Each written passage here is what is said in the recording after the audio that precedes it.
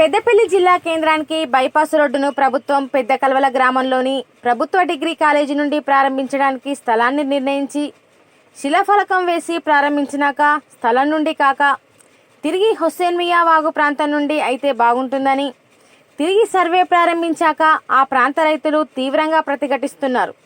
Survey కోసం వేసిన జెండాలు కట్టిన కర్రలను తొలగించి ఆ ప్రాంతంలో టెంటు వేసుకొని అధికారుల్ని ఆ ప్రాంతం వైపు రానివ్వడం లేదు. మా ప్రాణం లాంటి పొలాలను మేము రోడ్డు కోసం ఇవ్వమని, అందుకు మా ప్రాణాలైనా ఇవ్వడానికి సిద్ధంగా ఉన్నామని, మా భూములు కావాలంటే మా ప్రాణాలను ఈ పొలంలో తీసి మా శవాలపై రోడ్డు నిర్మించుకోవాలని, తమకు అన్నం పెట్టే పొలాలను ఎట్టి పరిస్థితుల్లో ఇవ్వమని, అవే మా జీవనాధారమని, ఎట్టి పరిస్థితుల్లో ఆ భూములు ఇవ్వమని, అందుకు మా అందరి కుటుంబాలు ప్రాణం అర్పించడానికి సిద్ధమని, ఈ విషయంలో ఎమ్మెల్యే విజయరమణారావు మాకు అన్యాయం చేయవద్దని అన్నారు.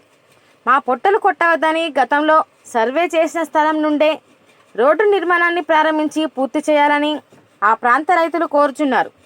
ఈ విషయంలో ప్రభుత్వ నిర్ణయం ఏ విధంగా ఉంటుందోనని సర్వత్రా ఆందోళన వ్యక్తం చేస్తున్నారు.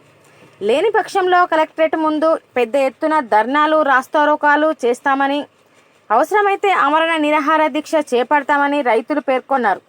ఈ మీడియా సమావేశంలో పాల్గొన్న రైతులు బొజ్జ సులోచన, కోట కొమరయ్య, కలవల కుమారస్వామి, ఆర్నకొండ నర్సయ్య, నాతరి భాగ్య, కలవల జయరాజ్, మిట్టపల్లి కనకయ్య, కలవల విజయ్, కడారి రాజేశం, కడారి తిరుమల, కోట రాధిక, కలవల అరుణ తదితర రైతులు పాల్గొన్నారు. ఫస్ట్ ఎక్కడైతే ఇనాగ్రేషన్ చేసిరో బైపాస్ కోసం అక్కడ నుంచి వెళ్ళి అక్కడ ఒక్క రైతు ఇద్దరు రైతుల గురించే వాళ్ళదే ల్యాండ్ పోతుంది, ఎక్కువ ఏం పోదు. ఇక్కడ నుంచి వెళ్ళి మాత్రం ఒక 30 మంది రైతులు లాస్ అవుతున్నాం.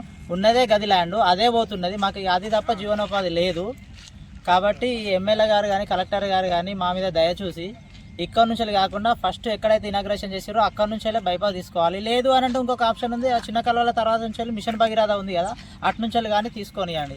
కానీ ఉన్న మా జీవనోపాధిని ఏదో లాక్కున్నట్టు చేసేసి మమ్మల్ని రోడ్డు మీద పడేద్దామని చెప్పి చూస్తున్నారు.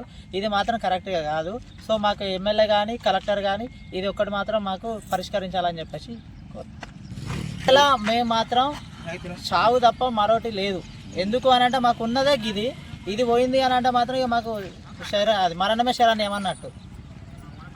లేదు అని అంటే రైతులం అందరం 30 మంది ఉన్నాం, 30 మంది పడుకుంటాం, ఏదంటే అది దొక్కించుకొని మమ్మల్ని చంపేసుకొని తీసుకొని పోండి. అప్పుడు ఎలాంటి బైపాస్లు అన్ని 4 బైపాస్లు వేసుకొని అని ఉన్నది మొత్తం అవుతుంది.